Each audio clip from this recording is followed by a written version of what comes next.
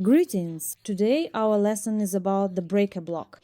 In the previous lesson we gave a complete explanation about the order block. Now today I will explain to you about the breaker block. Let's talk about how to generally identify breaker block. For example, in previous lessons we identified the order block and took the lowest prominent point. So why did we take this point? Because the candle behind it, since we took its liquidity, we marked it as an order block, right? Since the lower point was the first to take liquidity, and second, because we had a structure break, we marked the lower candle as an order block, right?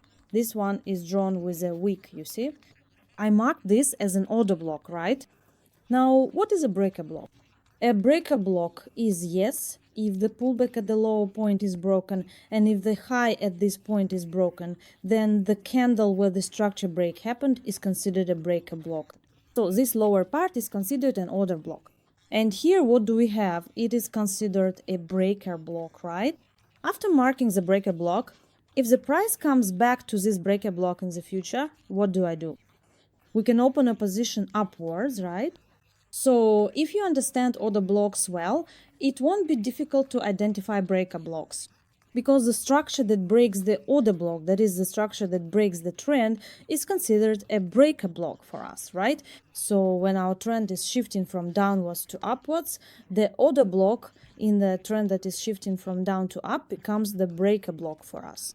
Now let me show it from the upward direction. If I take this as the highest point from the upward direction, right? Why is this considered the highest point? Because it takes the first liquidity of the candle behind it, right? After it takes the liquidity, after it has taken the liquidity, what do I do with this? I look at where the retracement from below has made a break. Here, the retracement on this side has made a break of the impulse, right? After the break has occurred, I mark the candle in the upward direction as an order block, right? For example, let's take this as the order block. Now the place where this structure break happened becomes a breaker block for me. So I consider this as the breaker block. I mark it like this, as a breaker block. Now, after this break, if the price comes back and tests this breaker block, what do? I can open a position to the downside, right? So what is happening with our position here? It's following its strategy well, right? So what else can we do with the order block? We can also work with breaker blocks in the same way, right? If you look here, this is our order block and this is the breaker block. The one above is the order block, so what do we have below? Breaker block, right? If the price comes and touches, that is tests our order block at each breaker block we've drawn, what can we do then? If our block is below, we can open a position expecting it to go up. If our block is above, what do we do with the position? We can open it expecting it to go down, right? Now let me show the next one, EUR, USD. Let me show EUR, USD. For example, let me just take this as the highest point, okay? The highest point, because what is it taking from the peaks behind it? It's taking the liquidity, meaning it's taking their stop losses. I'll take it as the highest point. Now for its pullback, let me take these red ones here, okay? What will I do with these red ones? I'll consider them as the pullback.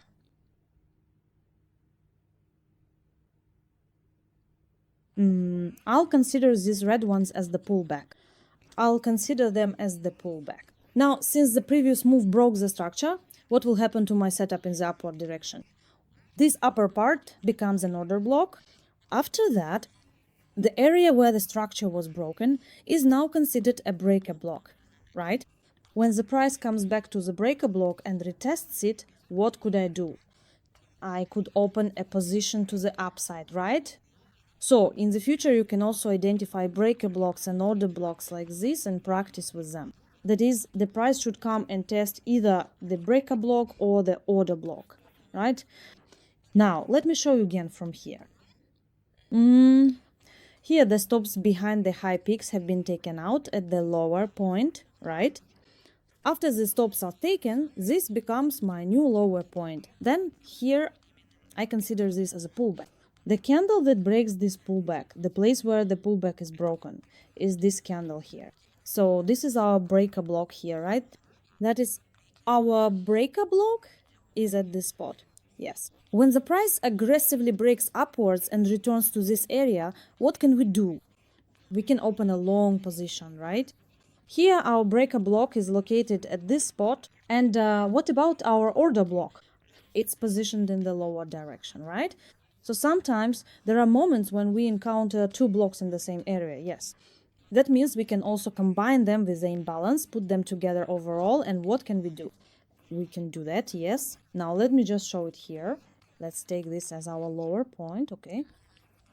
Here it made a break, yes, here it made a break, so this is the place where we had a break. What does this become for us? It is considered an order block, right? If the price cuts through the order block and comes back to test it, then what could we do? We could open a position upwards, yes. So after we have marked this order block, what do we do with it?